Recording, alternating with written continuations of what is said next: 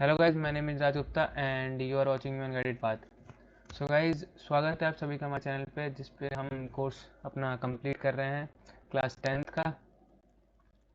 Tenth का start हो गया है and this is chapter number 1। So guys, class 9th के कंपैरिजन में क्लास जो 10th है वो थोड़ी सी मैं कहूँगा आसान है। ठीक है, इतनी हार्ड नहीं है। क्लास 9 थोड़ी सी हार्ड थी, थोड़ी सी कंसेप्चुअल थी हम बात करें, बट इसमें ऐसा कुछ नहीं है। हम बात करें ज़्यादा इसमें कुछ है नहीं। ठीक है, तो हम सब जानते हैं कि क्लास 9 थोड़ी सी हार्ड होती है क्लास 10 से, और क्लास 11 हार्ड होती है क्लास 12 से। तो ये क्या है, हमारा एक परसेप्शन है कि हम इसे मानते हैं कि हाँ ऐसा ही होता है, और इस केस में, पॉलिटी के केस में ऐसा है। इन रियल टर्म्स इसमें ऐसा है। सो बात करेंगे हम आज पावर शेयरिंग की। सो पावर शेयरिंग क्यों ज़रूरी है, पावर शेयरिंग क्या होता है, पावर शेयरिंग किन तरीक़ों से होती है, तो वो सारी चीज़ें हम आज डिस्कस करने वाले हैं। सो आपकी बुक में 2 एग्जांपल दे रखे होंगे, फ्रांस का एंड हम बात करें श्रीलंका का। ठीक है, सो श्रीलंका का मैटर मैंने पूरा लिख रखा है, हम बात करें यहाँ पे पूरा पूरा तरीके से। एंड फ्रांस की हम थोड़ी सी बात कर लेते हैं। सो एक्चुअली फ्रांस में क्या था, जब फ्रांस एक इंडिपेंडेंट स्टेट था, हम बात करें उधर जो फ्रेंच स्पीकिंग, हम बात करें फ्रेंच स्पीकिंग लोग थे, वो कितने थे, 80%।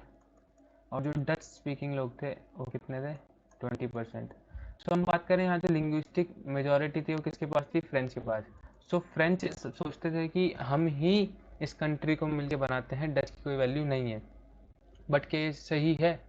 ऐसा सही नहीं है, क्योंकि 20% बहुत होता है एक तरह से अगर हम बात करें। और फ्रांस कोई ज़्यादा बड़ी कंट्री नहीं है। फ्रांस की अगर हम बात करें तो ये हरियाणा स्टेट से भी छोटी है, और जिसकी पॉपुलेशन है वो सिर्फ 1 करोड़ के आसपास थी। आपकी बुक में लिखा होगा, आप देख सकते हो। ठीक है, सो ये स्टोरी है कि इसमें जो फ्रेंच स्पीकिंग लोग थे वो अपने आप को मेजोरिटी समझ रहे थे, और उन्होंने सारी पावर को हम बात करें कैप्चर कर लिया था। सो बहुत सारे रिवॉल्ट्स हुए एंड देन सबको एक बराबर हिस्सेदारी मिली, हम ये बोल सकते हैं। ठीक है, and in the case of Sri Lanka, Sri Lanka के केस में क्या हुआ था, श्रीलंका के केस में भी क्या हुआ था, सेम हुआ था। इधर भी क्या थी, 2 कम्युनिटीज़ थी, हम बात करें सिन्हाला, एंड दूसरी कम्युनिटी का नाम क्या था, दूसरी कम्युनिटी का नाम था तमिल स्पीकिंग। ठीक है, दूसरे कौन से थे, तमिल स्पीकिंग, तमिल स्पीकिंग श्रीलंका में बोल सकते हैं। ठीक है, सो सिन्हाला जो थे वो ज़्यादा मात्रा में थे, हम बात करें, और जो ये थे वो कितने थे, कम क्वांटिटी में थे। तो ये 18% थे, एंड ये कुछ 50+% में थे। सो इनको लगा कि हम ही हैं, मतलब मैं 74% थे, यस, क्लियर। ठीक है, 74% थे इनकी। सो गाइस, अगर हम बात करें कि इसमें क्या है, सिन्हाला बहुत ज़्यादा, हम बात करें ज़्यादा रिप्रेजेंटेशन इनके, तमिल की क्या है, कम। तो जब श्रीलंका ने क्या की, डेमोक्रेसी अपनाई, जब से वो इंडिपेंडेंट है इन 1948, तो 1948 में जब उन्होंने इंडिपेंडेंसी, हम बात करें, अपनाई, तो उन्होंने क्या किया, उन्होंने क्या किया, एक सीरियस चैलेंज आया उनको, एथनिक कन्फ्लिक्ट का। एथनिक कन्फ्लिक्ट हम बात करें मतलब कि दोनों लैंग्वेज स्पीकिंग जो कम्युनिटी है उनके बीच में, क्योंकि सिन्हाला सोच रहे थे कि वही हैं जो कुछ श्रीलंका को बनाते हैं, तो उनकी मेजोरिटी थी, तो उन्होंने सोचा कि मेजोरिटी ही रूल करेगी। सो उस हिसाब से सिन्हाला जो थे उन्हें लगा कि yes, we are the only person who constitute Sri Lanka. So उन्हें लगा कि हम श्रीलंका को अकेले बनाते हैं, बट ऐसा नहीं है, तमिल स्पीकिंग भी थे वहाँ पे। So it face the serious challenge of ethnic conflict. ठीक है, तो Sinhala nationalist thought that the Sri Lanka should not give concession to the Tamils.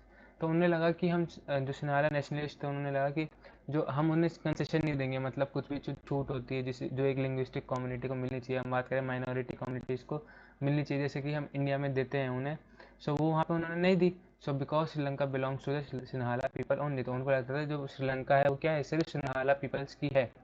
So the neglect of Tamil, so neglect of Tamil, तो तमिल को उन्होंने नेग्लेक्ट कर दिया, जिसकी वजह से क्या, वो militant Tamil nationalism, militant Tamil nationalism from 1983 onwards the militant organisation means, जो मिलिटेंट ऑर्गेनाइजेशन थी 1983 के बाद उन्होंने क्या किया, हम बात करें fighting an arm struggle with the army of Sri Lanka. So जो हम बात करें ऑर्गेनाइजेशन है, मिलिटेंट ऑर्गेनाइजेशन, जिसका नाम क्या था, the liberation tigers of Tamil Eelam, LTTE।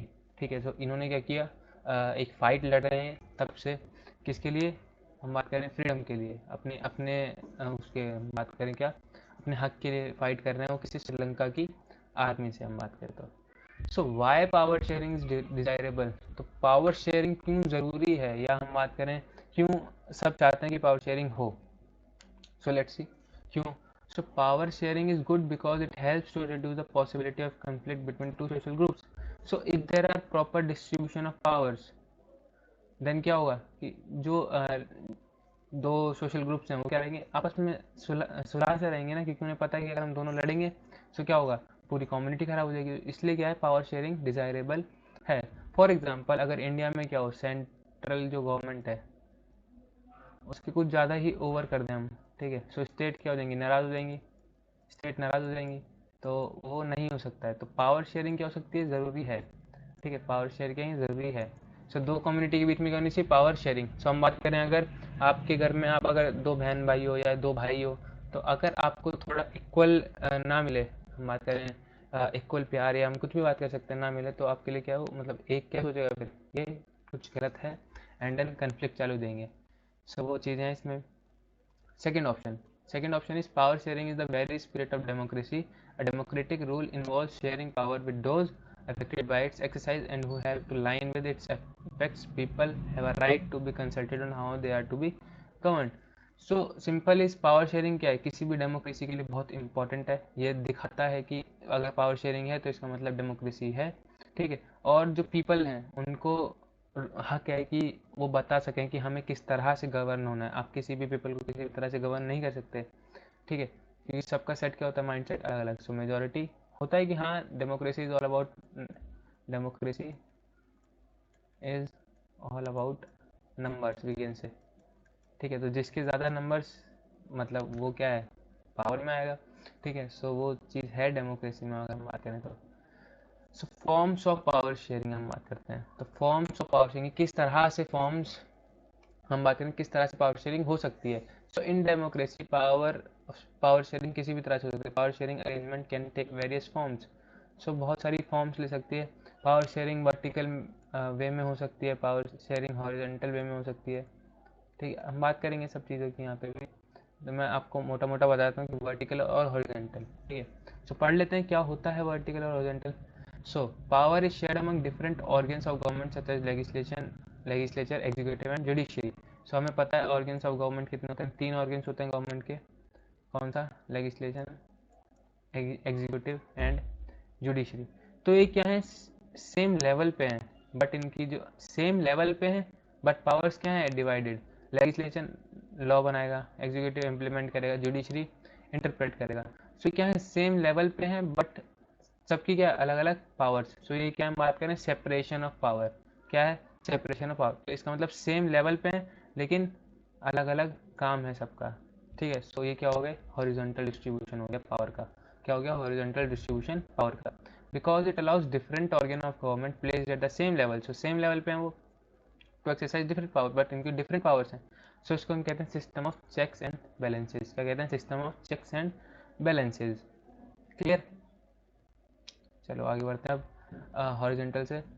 Power can be shared among government at different level. Power क्या है, डिफरेंट लेवल पे शेयर होती है। फॉर एग्जांपल हम बात करें यूनियन और स्टेट गवर्नमेंट की, ठीक है। सो ये क्या, पावर शेयर हो रही है डिफरेंट लेवल पे। So in India we refer to it as central और union government, and this is called federal division of power, federal division of power. So this division of power involving higher and lower level of government. So higher means union की बात हो रही है, lower means state की बात हो रही है, ठीक है। सो पावर क्या है, डिवाइडेड है यूनियन एंड स्टेट में। तो ये क्या है, वर्टिकल डिस्ट्रीब्यूशन। क्या है ये, वर्टिकल डिस्ट्रीब्यूशन, ठीक है। So this is what we known as vertical distribution. Next, power में ऑल्सो भी shared among different social groups such as the religious and linguistic groups. So हमें पता है कि दो ही तरह के ग्रुप कॉन्स्टिट्यूशन में मेंशन किए गए हैं, पहला सोशली एंड दूसरा रिलीजियसली, ठीक है। सो दो तरह के ग्रुप्स हैं, रिलीजियस एंड लिंग्विस्टिक। तो उनके बीच में भी क्या हो सकती है, पावर शेयर हो सकती है। In some countries there are constitutional and legal arrangement whereby socially weaker section and women are represented in the legislature and administration. तो कुछ कंट्रीज वो ऐसी होती हैं जहाँ पे कॉन्स्टिट्यूशन में ही लिखा होता है कि जो सोशली वीकर सेक्शन है उनको रिप्रेजेंटेशन दी जाएगी, कहाँ पे, लेजिस्लेचर में। एंड हम बात करें एडमिनिस्ट्रेशन में, तभी तो हमारे यहाँ भी क्या होता है, रिजर्वेशन टाइप, सुना है ना, रिजर्वेशन। सो ये किसके लिए होता है, हम बात करें माइनॉरिटीज़ के लिए। और वो माइनॉरिटीज़ ओबीसी हो सकती हैं, एससी हो सकती हैं, ओबीसी, एससी, हम बात करें एसटी, ठीक है। सो इनके लिए हम बात करें, अब तो ईडब्ल्यूएस भी जुड़ गया, इकोनॉमिकली वीकर सेक्शन। सो ये सब इनके लिए क्या है, स्पेशली कॉन्स्टिट्यूशन में ही मेंशन है। Power sharing arrangements can also be seen in the web political party pressure group and movement control और influence those in power. Power sharing arrangement उस तरीके से भी हो सकते हैं जिस तरीके से पॉलिटिकल पार्टीज के प्रेशर ग्रुप्स वगैरह जो कंट्रोल करते हैं किसको, पावर को हम बात करें। सो अभी आपने देखा होगा कि जो इंडिया है ये एक तरह से क्या हो रही है, हिंदुइज्म की तरफ बढ़ रही है, ठीक है, हिंदुइज्म की तरफ। सो ये क्या है, एक तरह से हम बात करें जो पार्टी है पावर में वो क्या कर रही है, इन्फ्लुएंस कर रही है एक पर्टिकुलर रिलीजियस ग्रुप को हम बात करें तो, ठीक है। So this is all about power sharing, this is all about power sharing, the summary of power sharing we can say. आप इसको पढ़ के पेपर दे सकते हो अगर आपको थोड़ा सा इंग्लिश बनानी आती है तो। अदरवाइज आपको अगर इसके नोट्स चाहिए सो टेलीग्राम पे ज्वाइन कर लो हमें, हमारे चैनल को, गाइडेड पाथ को, एंड कमेंट डाउन कि हमें नोट्स चाहिए। कमेंट कर देना नोट चाहिए, तभी उस पर नोट अवेलेबल होंगे, अभी तक अवेलेबल नहीं है, अभी उस पर सिर्फ करंट अफेयर्स आते हैं, ठीक है। अगर आपको चाहिए तो आप कमेंट में बता देना कि हमें नोट्स चाहिए, प्लीज़ प्रोवाइड अस, हम आपको प्रोवाइड करेंगे उसी चैनल पे, ठीक है। So thank you, I am signing off now. So thank you, bye bye, tata, and take care, be safe in this corona time.